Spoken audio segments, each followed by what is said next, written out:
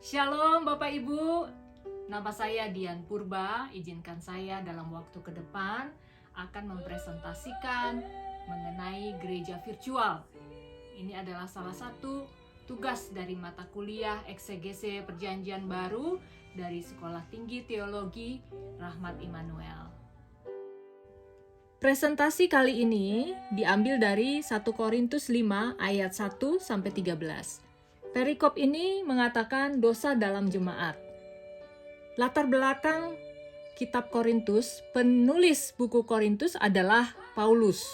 Paulus adalah seorang tukang membuat tenda.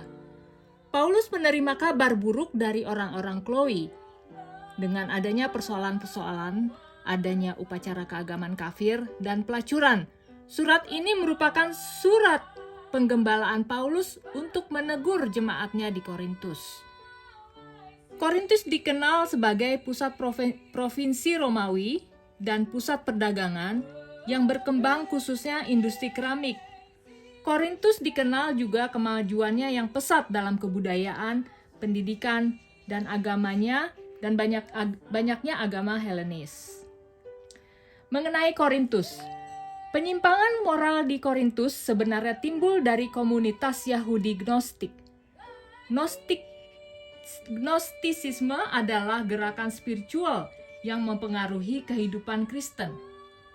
Penyembahan berhala di Korintus dipengaruhi oleh pemikiran Yunani yang rasionalis. Batasan teks untuk perikop ini adalah 1 Korintus 5 ayat 3. Di dalam Nestle GNT 1904 bahasa Yunani dikatakan ego men gar apontos somati paron de to numati ede kekrika hos paronton hutos tuto katergasa menon. Di dalam King James dikatakan for I verily as absent in body, but present in spirit, have judged already, as though I were present, concerning him that have so done this deed. Di dalam terjemahan baru, bahasa Indonesia dikatakan, sebab aku, sekalipun secara badani tidak hadir, tetapi secara rohani hadir. Aku, sama seperti aku hadir, telah menjatuhkan hukuman atas dia, yang telah melakukan hal yang semacam itu. Di dalam bahasa Yunani, ego adalah kata ganti orang pertama tunggal yang berarti aku atau saya. Men adalah tekanan dalam kalimat, artinya memang. Gar adalah kata penghubung, karena atau memang. Apon artinya adalah berjauhan. To adalah kata sandang atau artikel tertentu yang sama dengan artinya the. Somati berarti adalah tubuh Kristus atau jemaat.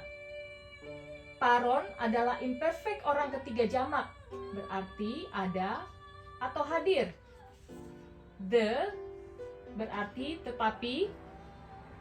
To, kata sandang atau artikel tertentu yang berarti the. Nomati adalah roh Allah.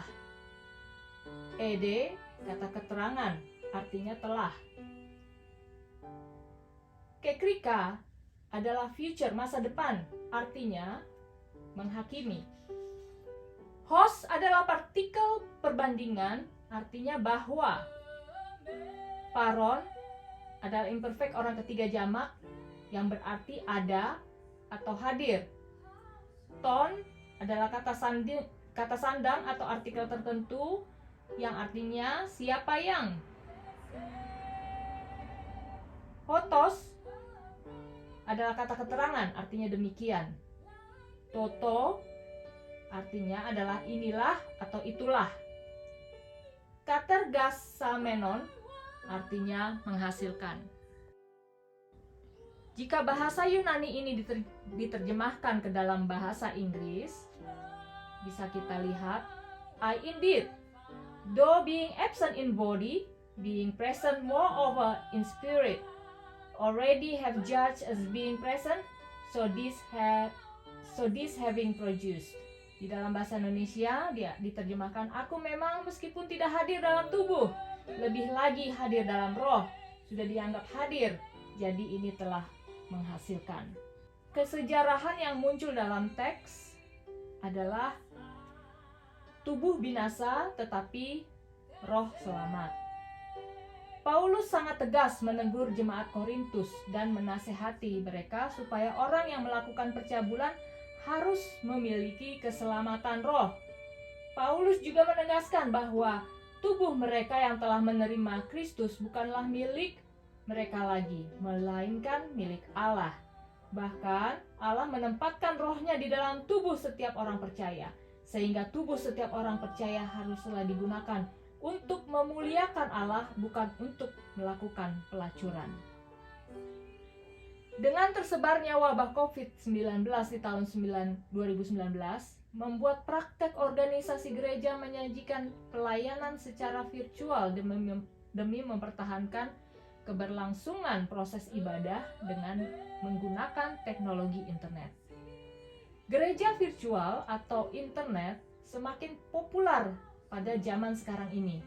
Hal ini telah menjadi fenomena tersendiri dalam proses komunikasi gereja pada media internet.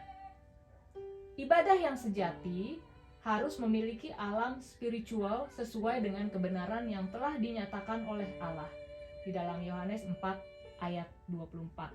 Kalau kita baca di dalam Yohanes 4 ayat 24, Allah itu roh dan barang siapa menyembah Dia harus menyembahnya dalam roh dan kebenaran. Ya, benar, Allah itu roh. Allah tidak dibatasi oleh ruang atau tempat dan waktu. Dengan demikian, tempat ibadah tidak membatasi Allah yang maha hadir. Maka penyembahan kepada Allah juga di dalam roh. Inilah yang menjadi alasan mengapa manusia harus menyembah Allah di dalam roh dan kebenaran. Allah itu murni, kudus, dan roh, maka ibadah yang dilakukan harus selaras dengan sebagaimana adanya Allah. Berarti menyembah Allah dengan jiwa lebih dari sekedar ungkapan tubuh, juga dengan kata lain lebih dari sekedar ucapan bibir. Ibadah virtual tidaklah bertentangan dengan kebenaran firman Tuhan. Namun gereja harus bisa berkontekstual terhadap suatu perubahan tanpa kehilangan esensinya sebagai tubuh Kristus. Demikian presentasi singkat saya mengenai gereja virtual. Pada kesempatan ini saya berterima kasih kepada dosen pengampu eksegese Perjanjian Baru, yaitu Bapak Dr. Joshua Sinaga, MTH MPDK. Shalom.